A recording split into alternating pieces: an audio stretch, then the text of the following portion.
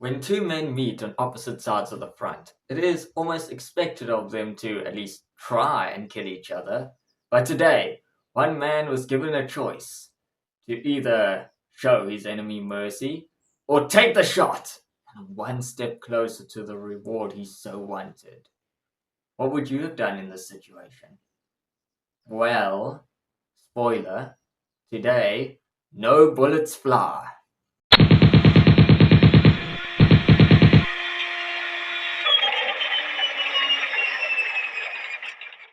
20th of December 1943. By now, the Allied around-the-clock bombing campaign is in full swing. The United States Army Air Force hitting targets by day and the Royal Air Force by night. There is a lot to say about this campaign, but that is a subject for another video. Today, the 379th Bomb Group is on their way to Bremen to hit a Focke-Wulf FW-190 factory. Among the B-17 flying fortresses is one named Ye Olde Pub, piloted by Charles Brown. Everyone calls him Charlie or Charlie Brown, and this is his first mission.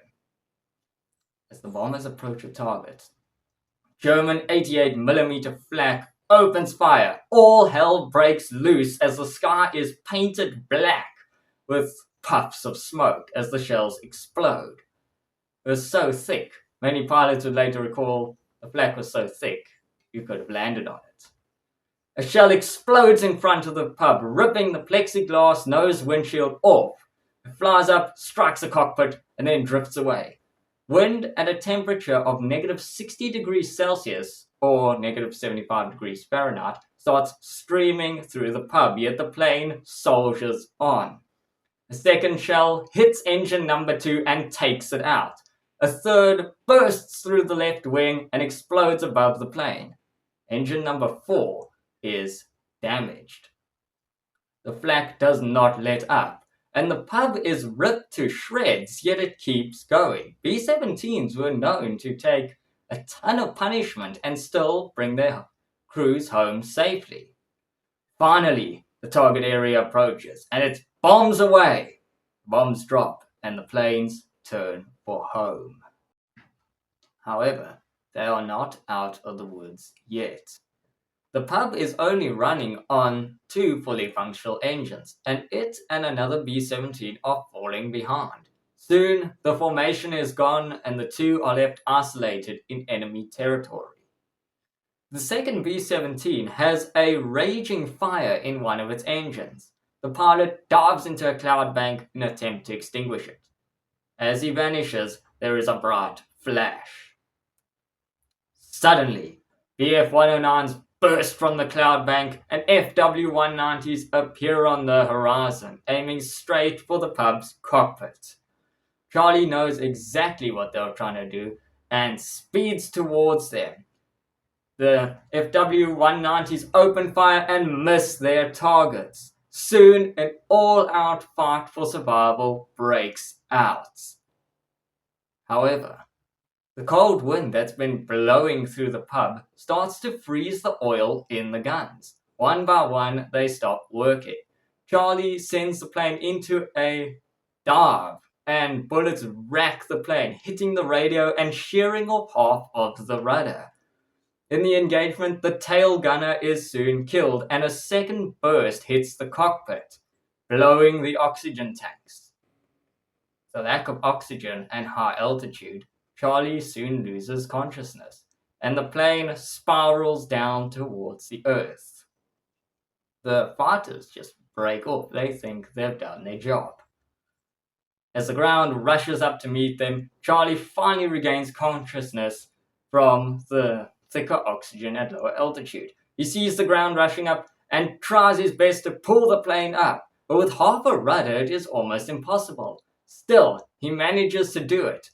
The B-17 is so low that its engines are actually blowing roof tiles off of the houses below.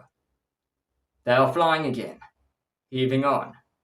But they are still not out of harm's way. They still have to cross the Atlantic Wall with some of the best flak gunners in the Reich. Surely that will tear them to pieces and seal their fate. Charlie gives a call over intercom. The crew are free to bail out if they wish. None of them do. They're staying. As the pub soldiers on, they pass over Jerva Airfield. At the airfield, a lookout spots the lone plane and immediately signals to the crew. By his plane is German ace Franz Stigler. And he sees the B-17, he orders his ground crew to arm and fuel his plane. He's going up after it. Pause. Before we continue, let's turn back the clock a bit and find out who Franz Stigler really is. Ready? Go! Ludwig Franz Stigler was born on the 21st of August 1915. He had been flying gliders since the age of 12. When war broke out, he joined the Luftwaffe as an instructor. He trained many pilots, including German ace Gerhard Barkhorn, who destroyed 301 aircraft. 302 if you count the Harrier incident in, I think it was the 60s. Go look it up, it's quite an amusing story. But another one of Franz's students was August Stigler, Franz's older brother. Unfortunately, August was killed as a night fighter in 1940, and Franz blamed himself. Soon, Franz joined up in a flying role in North Africa, where he flew alongside the Knights of the Desert, such as Hans Joachim Marseille, the Star of Africa. And when the North African campaign wrapped up, he was moved to Sicily and flew alongside Adolf Galland. Now, he is back in Germany defending the Reich against Allied bombers. Franz's commander, Gustav Rudel, was someone who believed in the ways of chivalry in aerial combat, and he'd often tell his pilots, "If I ever hear of you shooting a man in a parachute, I will shoot you myself." Harsh words, I know. Remember them, they're important later. Franz also had a very negative view of the war. I mean, it had taken his brother, so of course he would have one. But there was one thing he had been chasing: the Knight's Cross. Maybe he felt that earning this award would make all the fighting and killing worth something. He wouldn't have been just doing it for no reason. He had scored about 28 victories by now in 1943, two of which on the 19th of December 1943, so in our timeline yesterday. And now, this B-17 flying over the airfield was about to take him one step closer to the Knight's Cross. Franz takes off to meet the B-17. As he gets closer, he notices something is wrong. The tail guns do not traverse to meet him. As he gets closer, he sees the tail gunner slumped dead at his position, half the rudder shaven off and one of the stabilizers completely gone. He'd later say it was as if the plane didn't have a tail at all. He flies around the B-17 and can see the scared, angry and wounded crew through the shredded fuselage. Then he gets up to the cockpit, and I'll let Charlie Brown explain what happened next. I looked out the right window, and there, parked on my right wing, is a German Bf-109. And so I sort of closed my eyes and shook my head, as you would with a nightmare. And if I closed my eyes and opened them again, he'd be gone. Well, I opened them again, and he was still there. The two pilots lock eyes for a moment. Franz is conflicted. I mean, this B-17 is one step closer to the Knight's Cross, but they're defenseless. Few shots and it will go down. It would be as if shooting fish in a barrel, or men in their parachutes. Franz makes the decision to help them instead. He starts gesturing towards the ground, signaling for them to land, but Charlie refuses. He thinks for a moment as they approach the coast. Then he mouths the word Sweden, telling them to land in Sweden, obviously. But the pilots do not understand what he's trying to say. With the Atlantic Wall approaching fast, France knows if he doesn't do something, this B-17 is going down and the crew most probably killed.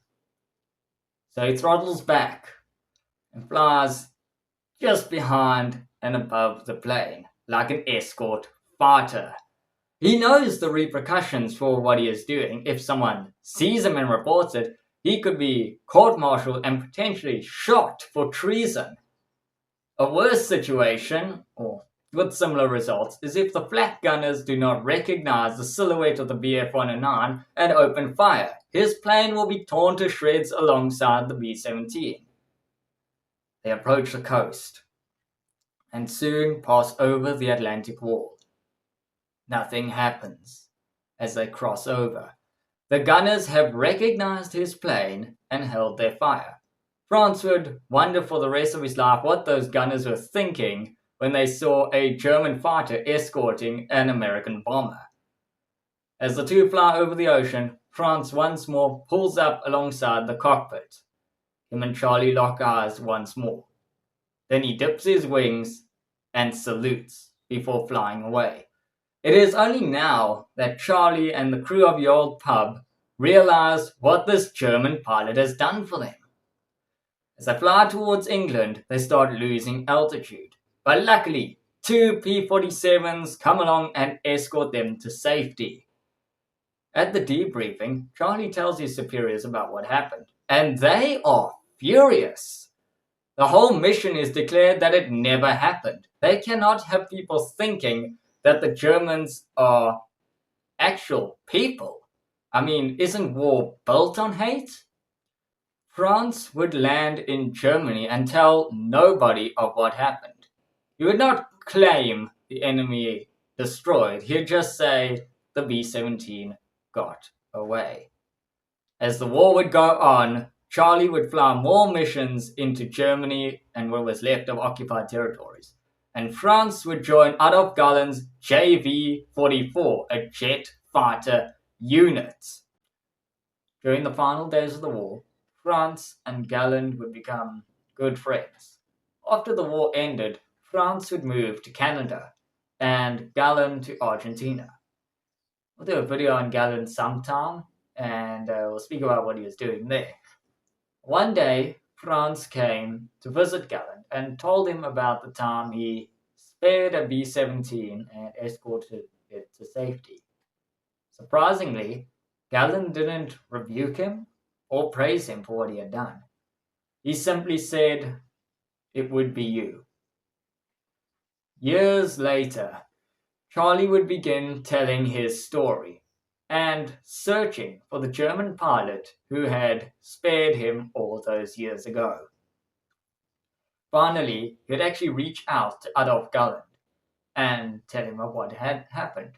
Galland would in turn tell France, and in 1990, almost 50 years later, Charlie and France would meet once more. They became good friends, close friends actually. However, France's neighbors did not see the joy in the story. They often accused him of being a Nazi. France didn't show any resentment towards them.